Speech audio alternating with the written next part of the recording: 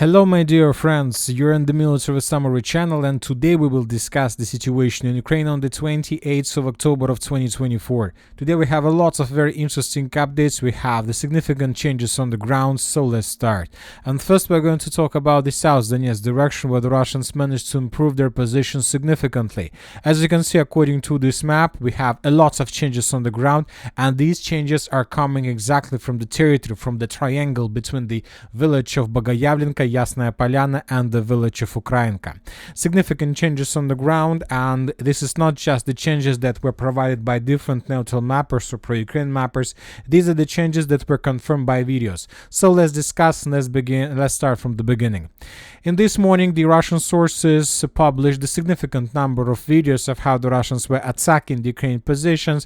The Russians were showing the convoys, the number of forces, the number of personal carriers and tanks the Russians were using during those offensive operations. Of course, a lot of videos, but most of them in the morning of the 28th of October didn't give us anything. So they shown us exactly the changes that we have already seen since the beginning of the Russian offensive operation, the South Donetsk direction. Also, the Russians published a video with the flag. For example, in this video we can see the dense network of the fortifications that goes along this tree line right in front of your screens, and the Russians are showing us how they managed to take under control this complex network of the fortifications and how the Russians managed to raise the flags. Obviously, the Russians managed to break through the most powerful and the most fortified area since the beginning of the special military operation. Nobody has any doubts about this, but yet by the morning that was everything. Also, by the morning, we had some changes on the ground according to different neutral and pro-Ukraine mappers. And for example, the pro-Ukrainians are saying that the Russians managed to answer both the village of Ukrainsk and the village of Shahtarsk, and that's it. So we made some corrections on map, but those corrections were marked as contested area. And right before we start making the evening video, this report, the Russian sources published the most important video for the previous 24 hours. So let's take a look at this video and you will understand everything. For example, this video was published, and in this video we can see a pair of Russian stormtroopers that were moving in the northern direction along the tree line. So take a look at this tree line. I would like to point your attention that this is exactly the place where the Russian stormtroopers pair was entering the tree line, and this is exactly the tree line that you can see in the video. And on the horizon you can see the settlement, the village of Yasnaya Polyana. So as you can see, there is a lake in the middle of the settlement, and in this video you can see the lake clearly. So this video confirms that the pair of Russian stormtroopers were moving from the south in the northern directions towards the settlement. And most likely the Russian pair of stormtroopers were moving not towards the Ukrainian fortified area, but most likely those were reinforcements to the existing forces on the territory of Yasnaya Polyana. And I believe that by the evening of the 28th of October, even based on this video, the village of Yasnaya Polyana either was already captured by the Russians, or the Russians established control over 50 or 60 or 20 or 30% of the settlement. And there, by the time of making this video, there were very heavy clashes, and the Russian reinforcement and reserves were heading in the direction of that territory. In the second part of the same video, we can see a Russian stormtrooper. So this is the Russian soldier that most likely managed to discover or to see FPV drone that was heading towards him, and he decided to take a secure position. So for example, the second episode took place exactly in the northeastern part of the settlement by the name of Shahtarska. So this, once again, this is the first episode where the Russian stormtroopers entered the tree lines towards the village of Yasnaya Polyana, and this is the area of the second episode where the Russian stormtrooper was trying to hide from Ukrainian FPV drone. Based on these two episodes, we have adjusted the map, and telling the truth, most of the mappers have updated their maps in Russian favor based on these two episodes. And summarizing everything, now we can see how the situation was changing in comparison, let's say, since the beginning of the Russian offensive operation. And I'll remind you that the Russians began their greatest, the South Donetsk offensive operation on the 24th of October. So the Russians started on the 24th of October, and the first updates were received on the 25th of October. And according to first reports, the Russians managed to break through the Ukrainian defense belt and to reach the outskirts of the village of Shakhtarsk to improve their positions in the direction of Novoukrainka. On the 27th of October, the Russians managed to improve their positions once again in both directions. And on the 28th of October, we see that the Russians control around at least 20% of the village of Shakhtarsk, and the Russians control around 25% of the village of Novoukrainka. As for the village of Novoukrainka, yet we haven't received anything that can confirm Russian progress on the territory of the settlement, but telling the truth, we have no doubts that this is exactly the situation in this area. So we see that Ukrainian defense collapsed completely on the line between Shakhtarsk and Novoukrainka. The Russians obviously are going to move further. The Russians during the next few days will continue and will finish the battle for Shakhtarsk itself.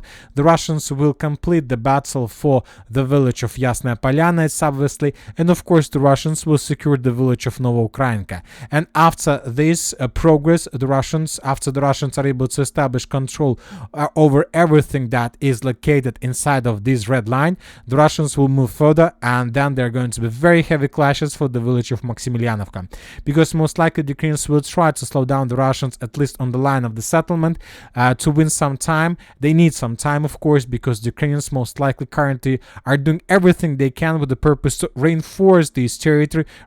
Now let's discuss the situation in Bogoyavlenka. As you can see, we also have additional changes on the ground. The Russians during the previous 24 hours managed to improve their position significantly.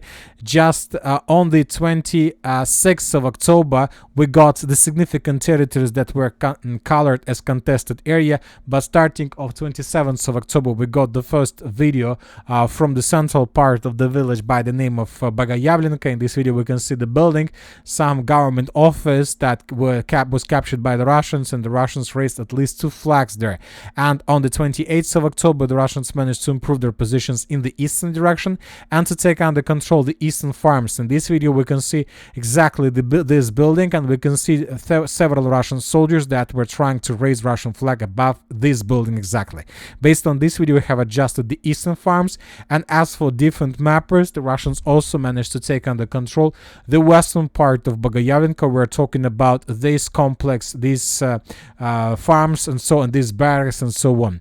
We still haven't received anything regarding the situation in the northern part of Bogoyavlenka, but most likely this territory also was captured by the Russians. At least we have no doubts about this, and most likely during the next 24 hours we're gonna receive additional confirmations, or at least reports from different reliable sources about additional progress of the Russians.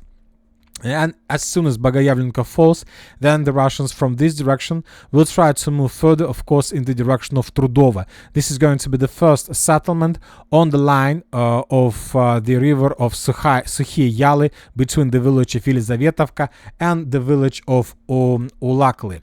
But as for this line, today the Russians managed to improve their positions also along another wave roads of attack, and we are talking about the territory between the settlements of Yelizavetovka, Ilinka, Antonovka and Katerinovka. As you can see, we also have some changes on the ground. First, let's compare the map between the dates. This is the situation on the ground on the 27th of October. Let's start even earlier. This is the situation on the ground on the 26th of October. During the 27th of October, the Russians managed to reach the southeastern outskirts of Yelizavetovka, and the Russians managed to take under control the southern farms of the village of Katerinovka. And on the 28th of October, the Russians managed to maintain their positions along this tree line to improve their logistic, and the Russians managed to take under control the forest along the river Balka-Saloninka, and the Russians managed to secure completely the central and the eastern part of the settlement of Katerinovka. As for some pro-Russian sources, the Russians are saying that the village of Katerinovka was captured completely. But telling the truth, we have some doubts about this, and I'll explain to you why. Before this, let's discuss the video that was published from the central part. And in this video, we can see a small square with some monument to the Russian Soviet soldiers or something like this. And we see that how the Russian soldier, not like drone, not something like this, but the real Russian soldier was establishing the flag right right in the central part of the settlement. So based on this video, some military experts made a conclusion that the entire settlement was captured, but this is not true. According to some sources, currently there are several places, several islands of resistance on the territory of the western part of Katerinovka where we can still find Ukrainian soldiers. The problem is for these Ukrainians is that during the previous few weeks the Russians managed to destroy every single bridge along this river Sukhiye Yale. So there are several bridges and most of them were destroyed, either were captured by the Russians physically. And the problem is that the Ukrainians who are currently located in the northwestern part of Katerinovka are blocked, and the Ukrainians can't evacuate or escape, but the problem is that the Russians also don't want to waste their time on cleaning up these territories. So the Russians decided to block this garrison of Ukrainians by several, let's say, units. These forces are blocked, they have no chances to escape, but on the other side the Russians are not moving as well, while the rest Russian forces began moving further in the northwestern directions towards the village of Yelizavetovka. So this is like a small cauldron that was created on the territory of Katerinovka, and the Russians will handle with this cauldron a few days later or a week later, or when Ukrainians will be completely empty without munition, without supply and support, or when the front line goes much further in the northwestern direction and the Ukrainian FPV drones and drones of Baba Yaga type will not be able anymore to bring additional reinforcements, reserves. I'm talking about munition, food, water, cigarettes and so on the territory of Katerinovka. So now, summarizing everything, we can make a conclusion that the Russians are attacking in 4 directions. This is, for example, the first direction, the Russian attack towards the village of Shakhtarska. This is the second attack in direction of Novoukrainka. This is the third wave of attack, route of attack in the direction of Bogoyavlenka, and this is the fourth Russian attack in the direction of Yelizavetovka. Obviously, this is the significant, let's say, Russian tactics. We see that Ukrainians haven't managed to stabilize the line of combat contact along, not even along a single direction. The front line, basically the Ukrainian lines completely collapsed, and the Ukrainians once again are trying to prepare the next defense belt along the river of Sukhiye Yale. So we'll see what is going to be next. While the clashes in the southern direction, there are very critical and difficult situation on the territory of Kurakhove itself. And I'll remind you that this city, the city of Kurakhove, is the primary target for the Russians for the late 2024 campaign, so early winter campaign of 2024 or late campaign of 2024 itself. And most likely the Russians will try to take this territory before 2025. This is going to be the significant victory for the Russians. They will be able to move the front line further in the western direction, and then the Russians will be able to enter the operational space and to decide where to attack in 2025. But as for 2024, the Russians, as you can see according to this video, destroyed the temporary deployment point of the 46th Air Mobile Brigade that was located in the western part of the settlement. As for the eastern part of the settlement, the Russians mainly were focused on bombing and attacking the Ukrainian strongholds that are laying along the border of the settlement itself. I'll just remind you that yesterday we got the videos of how the Russians were bombing these strongholds to the east of Kurakhove. In this video we can see the two flame tower systems, so multiple launch rocket system Grad, attack on Ukrainian positions, and this is another video. So the Russians currently are focused on these strongholds. There are still a lot of job to do, but obviously sooner or later the Ukrainian defense would be broken and the Russians will be able to move further. Now let's talk about the Kurakhovka area. We have additional changes on the ground, as you can see. Let's compare the map. This is the situation on the 27th of October. This is on the 28th of October. And according to neutral mappers and according to the Russians managed to take under control the mine number 42. And also from the same area, some sources published the video of how the Ukrainians, completely exhausted, completely tired of this war, were abandoning their positions and were running from their points in the direction of the mainland. And the most important that we can see from this video, the Ukrainians are completely exhausted. They have no weapon, as I can see, and the situation for them is very difficult. As for Gornyak, the Gornyak was cleared completely, and this information was also confirmed by pro-Ukrainian sources.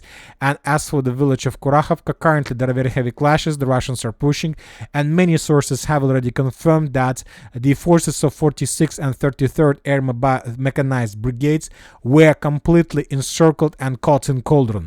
So let's wait for additional updates, but obviously we can start counting days for the territory between Zaryane and Alexandropol towards the village of Ilinka. Everything here would be captured by the Russians during the next few days.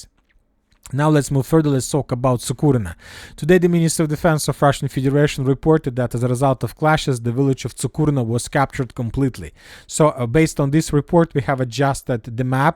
We have colored in Russian favor the southern part of Tsukurye and the western part of Tsukurye. So these are the changes on the ground according to the Minister of Defense report.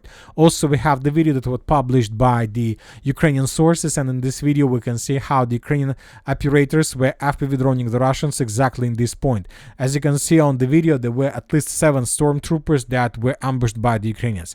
Based on this video, we can make a conclusion that the Russians were moving towards the west, towards the village of Voznesenka, like using these roads of attack with the purpose to block the Ukrainians in the settlements of Kremenная Balka and Selidove from the west. So the Russians were trying to make a small cauldron for these forces as well. Obviously, the Russians managed to complete this mission because obviously that wasn't the only wave of attack. So let's wait for additional updates, but very likely the Russians managed to take this territory, and if this information is correct, then something like this is currently happening right exactly in the western part of Kremenная Balka and Selidove.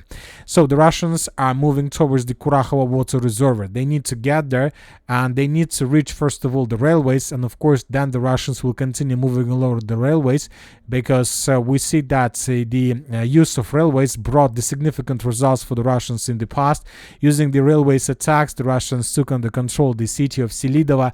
The Russians managed to take the significant number of settlements from Ocheretino to Novogrodovka. So railways is something that Russia it's like opening of 2024 in Russian tactics. I don't know why, but it gave them always the significant results. Now let's talk about the city of Selidove. As you can see, during the previous 24 hours we received lots of icons, but we don't have any changes on the ground. That was confirmed. We're talking about the central, the northern and the western parts.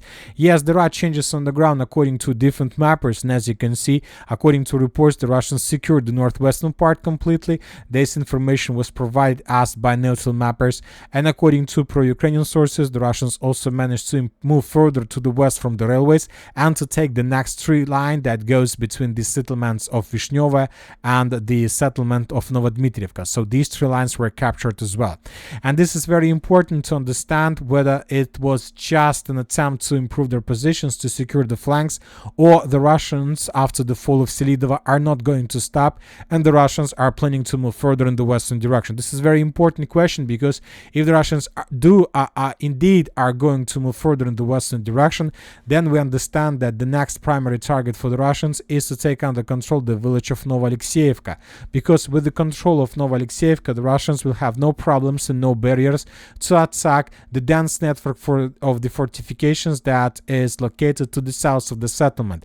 Because the problem is of this dense network of the fortifications that Ukrainians, when they were building this line, they supposed that the Russians would attack from the south, and this network of the fortification wasn't prepared to meet attack from the north. So basically the Ukrainians would be forced to fall back from this territory further in the western direction, and this is going to be complete disaster, which will lead obviously to the situation when the Russians without any resistance can reach the outskirts of Andreevka, Shevchenka, and basically the settlement of Kurakhove, the heart of the south Donbas direction in this phase of the special military operation.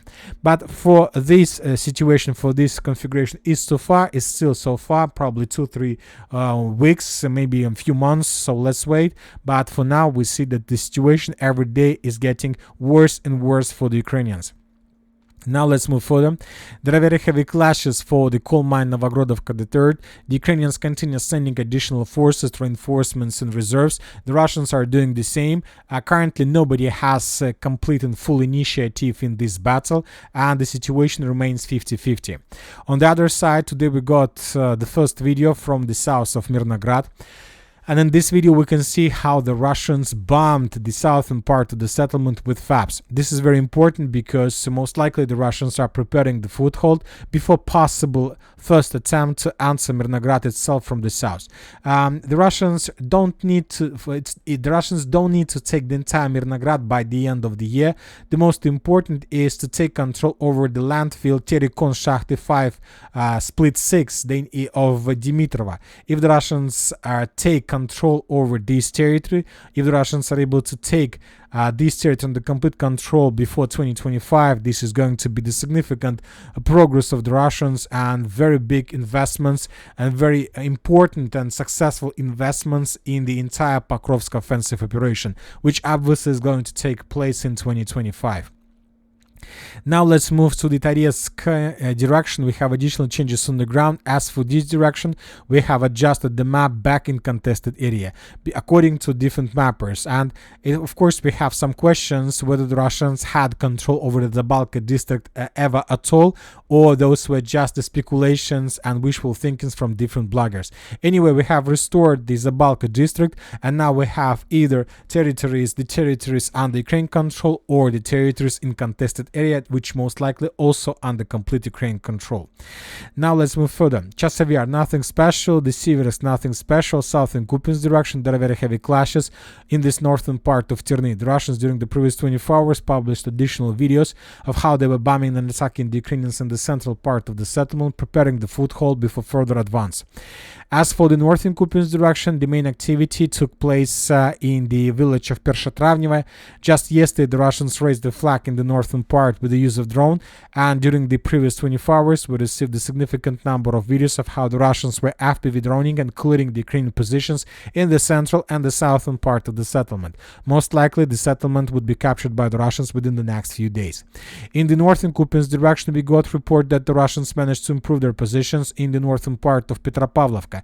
Basically, the Russians reached the bridge that goes along the river of Gnilitsa. This information was provided us by different reliable pro-Russian resources. The Russians are saying that the forces of the 6th Army managed to break through the Ukraine defense belt and to improve their positions exactly in the northern part of Petropavlovka. Summarizing everything, this is approximately the territory that is already in the complete Russian control, and as I understand, the Russians are not going to stop, they are going to move further.